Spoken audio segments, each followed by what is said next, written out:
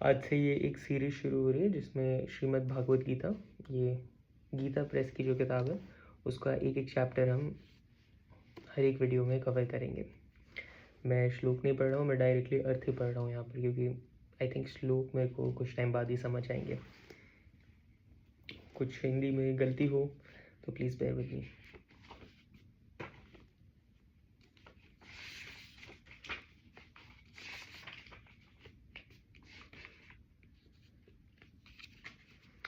तो यहाँ पर ये बुक 2 पार्ट्स में डिवाइडेड है। एक तो एक्चुअली इनफैक्ट 3 पार्ट में डिवाइडेड है। एक तो ये पहले तो महात्म्य बताते हैं कि why are we discussing something, फिर उसके बाद होता है उसके actual shlok of that chapter, and the third one is कि श्लोक के एक्सप्लेनेशंस। तो हम महात्म्य कर लेंगे और श्लोक के एक्सप्लेनेशंस कर लेंगे। ओम श्री परमात्मने नमः।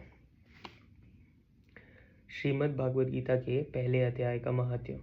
श्री पार्वती जी ने कहा, भगवान आप सत्वों के ज्ञाता है। आपकी कृपा से मुझे विष्णु संबंधी नाना प्रकार के धर्म सुनने को मिले जो समस्त लोक का उद्धार करने वाले हैं। देवेश, अब मैं गीता का महात्म्य सुनना चाहती हूँ, जिसका श्रवण करने से श्री हरि में भक्ति बढ़ती है। श्री महादेव जी बोले, जिनका श्री विग्रह अलसी के फूल की भांति भयाम श्याम वर्ण का है, पक्षी राज गरुड़ ही जिनके वाहन है, जो अपनी महिमा से कभी चुप्त नहीं होते तथा शेषनाग की शयाया पर शयन करते हैं, उन भगवान महाविष्णु जी की हम उपासना करते हैं। एक समय की बात है, मूर दैत्य के नाशक भगवान विष्णु शेषनाग के रमणीक आसन पर सुखपूर्वक विराजमान थे। उस समय समस्त लोगों को आनंद देने वाली भगवती लक्ष्मी आदरपूर्वक प्रश्न किया। श्री लक्ष्मी जी पूछी, भगवान आप संपूर्ण जगत का पालन करते हुए भी अपने शेषवश के प्रति उदासीन से होकर जो इस क्षीर सागर में नींद ले रहे हैं, इसका क्या कारण है? श्री भगवान बोले, सुमुखी, मैं नींद नहीं लेता हूँ, अपितु तत्व का अनुसरण करने वाली अंतर्दृष्टि के द्वारा अपने ही महेश्वर तेज का साक्षात्कार कर रहा हूँ। देवी, यह वही तेज है जिसका योगी पुरुष कुशाग्र बुद्धि के द्वारा अपने अंतकरण में दर्शन करते हैं तथा जिसे मीमांसक विद्वान देवों का सार तत्व निश्चित करता है। वह महेश्वर तेज एक अजर प्रकाशस्वरूप आत्मरूप रोग शोक के रहित अखंड आनंद का पूज्य निष्पंद निरही तथा दैवत्य रहित है। इस जगत का जीवन उसी की अधीन है, मैं उसका अनुभव करता हूँ। देवेश्वरी, यही कारण है कि मैं तुम्हें नींद लेता सा प्राप्त होता हूँ। श्री लक्ष्मी जी ने कहा, ऋषिकेश, आप ही योगी पुरुषों के ध्येय हैं। आपका अतिरिक्त भी कोई ध्यान करने योग्य तत्व है। यह जानकर मुझे बड़ा कौतूहल हो रहा है। इस चराचर जगत की सृष्टि और संहार करने वाला स्वयं आप ही हैं। आप सर्वसमर्थ हैं। इस प्रकार की स्थिति में होकर भी यदि आप उस परम तत्व के भिन्न हैं, तो मुझे उसका बोध कराइए। श्री भगवान बोले, प्रिय, आत्मा का स्वरूप दैवत्य और अदैवत्य, पृथक भाव और अभाव से, मूर्त तथा आदि और अंत से रहित है। शुद्ध ज्ञान के प्रकाश से उपलब्ध होने वाला तथा परमानंद स्वरूप होने के कारण एकमात्र सुंदर है। वही मेरे ईश्वरीय रूप है। आत्मा का एकत्व ही सबके द्वारा जानने योग्य है। गीता का शास्त्र में इसी का प्रतिपादन हुआ है। अमित तेजस्वी भगवान विष्णु के यह वचन सुनकर लक्ष्मी देवी जी संगण उपस्थित करते हुए कहा, भगवान, यदि आपका स्वरूप स्वयं परमानंद और मन वाणी की पहुँच के बाहर है, तो गीता कैसे उसका बोध करती है? मेरे इस संदेह का आप निवारण कीजिए। श्री भगवान बोले, सुंदरी, सुनो, मैं गीता में अपनी स्थिति का वर्णन करता हूँ। क्रमश 5 अध्यायों को तुम 5 मुख जानो, 10 अध्यायों को 10,000 समझो तथा 1 अध्याय को उदर और 2 अध्यायों को दोनों चरण कमल ज्ञानो। इस प्रकार यह 18 अध्यायों की वाणीमयी ईश्वरीय मूर्ति ही समझनी चाहिए। ये ज्ञान मात्र से ही महान पातकों का नाश करने वाली है। जो उत्तम बुद्धि वाला पुरुष गीता के 1 या आधे अध्याय का अथवा 1 आधे और चौथाई श्लोकों का भी प्रतिदिन अभ्यास करता है, वह सूक्ष्म मार्ग के समान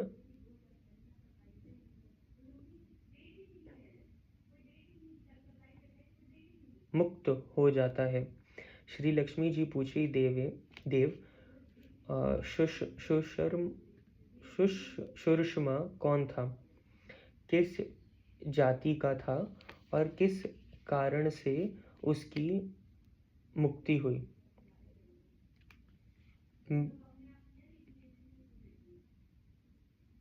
श्री भगवान बोले, प्रिय, सुशर्म बड़ी खोटी बुद्धि का मनुष्य था, उसकी क्यों मृत्यु हुई? अच्छा। श्री भगवान बोले, प्रिय, सुषमा बड़ी खोटी बुद्धि का मनुष्य था। पापियों का तो वह शिरोमणि ही था। उसका जन्म वैदिक ज्ञान से शून्य एवं क्रूरता पूर्ण कर्म करने वाला ब्राह्मण के कुल में हुआ था। वह ना ध्यान करता था, ना जप, ना होम करता था, ना अतिथियों का सत्कार। वह लंपट होने के कारण सदा विषयों को सेवन में ही आसक्त रहता था। हल जोतता और पते बेचकर जीविका चलाता था। उसे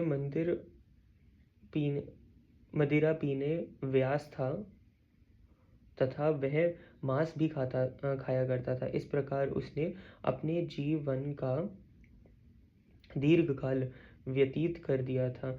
एक दिन मूंद बुद्धि सूक्ष्म पते लाने के लिए किसी ऋषि की वाटिका में घूम रहा था। इसी बीच में काल रूपधारी काले सर्प ने उसे डस लिया। सुशर्मा की मृत्यु हो गई। तदंतर वह अनेक नरकों में जा वहां की यातनाएं भोगकर मृत लोक में लौट आया। और वहाँ बोझ ढोने वाला बैल हुआ। उस समय किसी पंगड़ ने अपने जीवन को आरंभ से व्यतीत करने के लिए उसे खरीद लिया। बैल ने अपनी पीठ पर पंडगु का भार ढोते हुए बड़े कृष्ट से 7-8 वर्ष बिताए। एक दिन पंडगु ने किसी ऊंचे स्थान पर बहुत देर तक बड़ी तेजी के साथ उस बैल को घुमाकर उसके वह ठक्कर बड़े वेग से पृथ्वी पर गिरा और मूर्छित हो गया। उस समय वहाँ कुतूहलवश आकृष्ट हो बहुत से लोग एकत्रित हो गए। उस जन्म समुद्राय में से किसी पुण्यात्मा व्यतीत उस बैल का कल्याण करने के लिए उसे अपना पुण्य दान किया। तत्पश्चात कुछ दूसरे लोगों ने भी अपने अपने पुण्य को याद करके उसे उसके लिए दान किया। उस भीड़ में एक देवेश भी खड़ी थी। उसे अपने पुण्य का पता नहीं था, तो भी उसे लोगों के देखा देखी उस बैल के लिए कुछ त्याग किया। तदंतर यमराज के दूत उस मरे हुए प्राणी को पहले यमपुरी में ले गए। वहाँ यह विचार कर कि यह विश्व के लिए हुए पुण्य से पुण्यवान हो गया है, उसे छोड़ दिया गया। फिर वह भूलोक में आकर उत्तम कुल और शील वाले ब्राह्मणों के घर में उत्पन्न हुआ। उस समय भी उसे अपने पुण्य जन्मों की बातों का स्मरण बना रहा।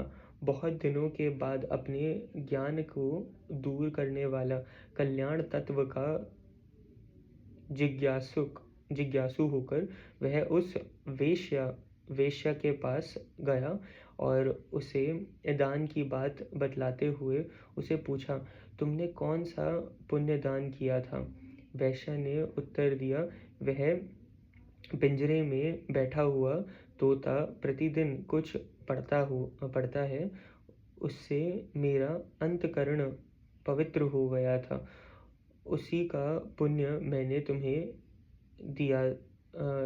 तुम्हारे लिए दान किया था। इसके बाद उस दोनों ने तोते से पूछा। तब उस तोते ने अपने पूर्व जन्म का स्मरण करके प्राचीन इतिहास कहना आरंभ किया।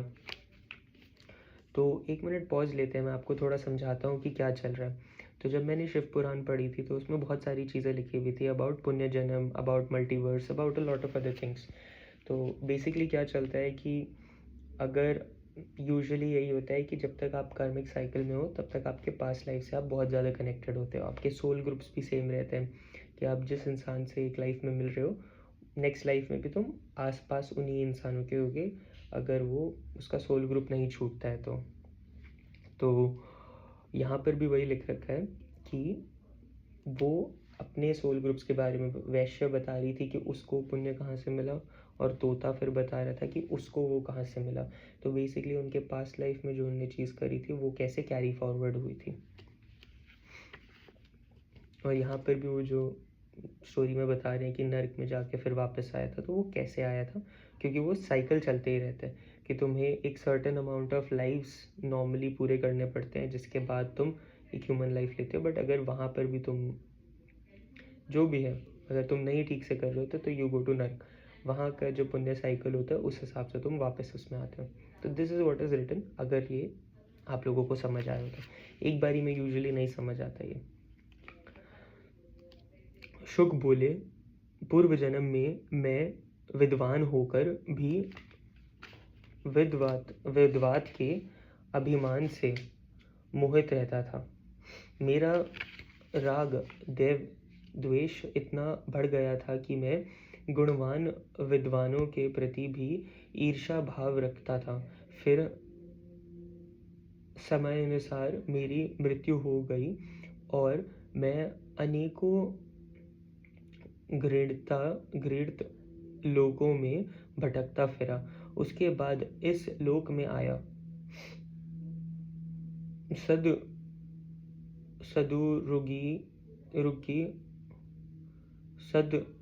सदगुरु की अत्यंत निंदा करने के कारण तोते के कुल में मेरा जन्म हुआ। पापी होने के कारण थोड़ी अवस्था में ही मेरा माता पिता से वियोग हो गया। एक दिन मैं ग्रीष्म ऋतु में तपे हुए मार्ग पर पड़ा था।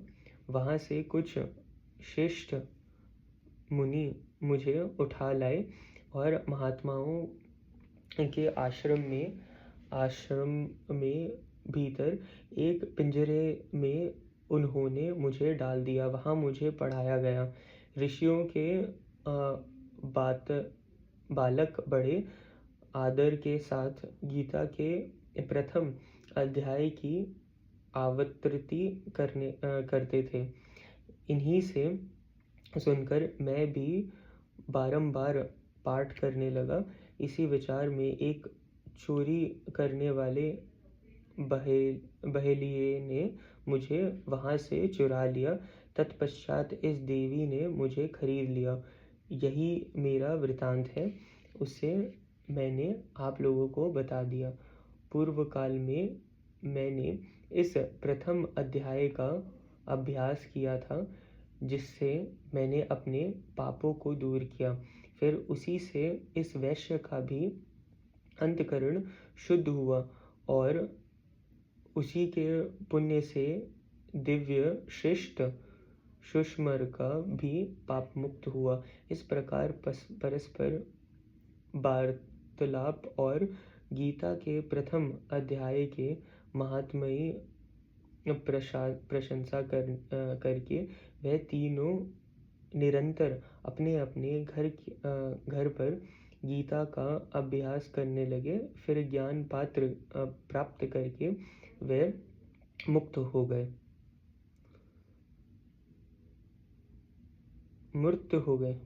गए। इसलिए जो गीता का प्रथम अध्याय को पढ़ता सुनता तथा अभ्यास करता है, उसे इस भव सागर को पार करने में कोई कठिनाई नहीं होती। तो काफ़ी बारी ये जो स्टोरीज़ होती है वो समझ नहीं आती है कि भव सागर का मतलब क्या है और भव सागर पार करने का मतलब क्या है। तो उसको थोड़ा होल्ड करो, इतना जल्दी तो सारी चीज़ें नहीं समझ आएगी। एक अगर सिंपल एक्सप्लेनेशन दूँ तो भव सागर का मतलब वो एवर इन्फिनाइट ओशन है, जिसमें शेषनाग जी के ऊपर विष्णु जी विराज करते हैं। और ये बुक पढ़ने का रीज़न भी इसीलिए था क्योंकि ऐसा बोलते हैं कि हमारे जो महापुराण होता है उसमें 3 अलग अलग सेक्शंस होते हैं, which are qualities of a ideal human being. तो उन क्वालिटीज़ में 3 सेक्शंस होते हैं, ब्रह्म, विष्णु और रुद्र। तो रुद्र की एक किताब पढ़ के, शिव महापुराण पढ़ के मेरे को काफ़ी चीज़ें समझ आई थी, बट बहुत ही सारे क्वेश्चंस ओपन हुए थे। तो उसके लिए ज़रूरी था कि एक ब्रह्म और एक विष्णु भगवान की भी कुछ समरी पढ़ी जाए। अब obviously Gita doesn't come in those 18 Mahapurana, but फिर भी I think it will give me a good understanding of whether I should go to Vishnu Purana right after that या कुछ और पढ़े। बट आई होप आप लोगों को कुछ समझ आया हो इससे। एंड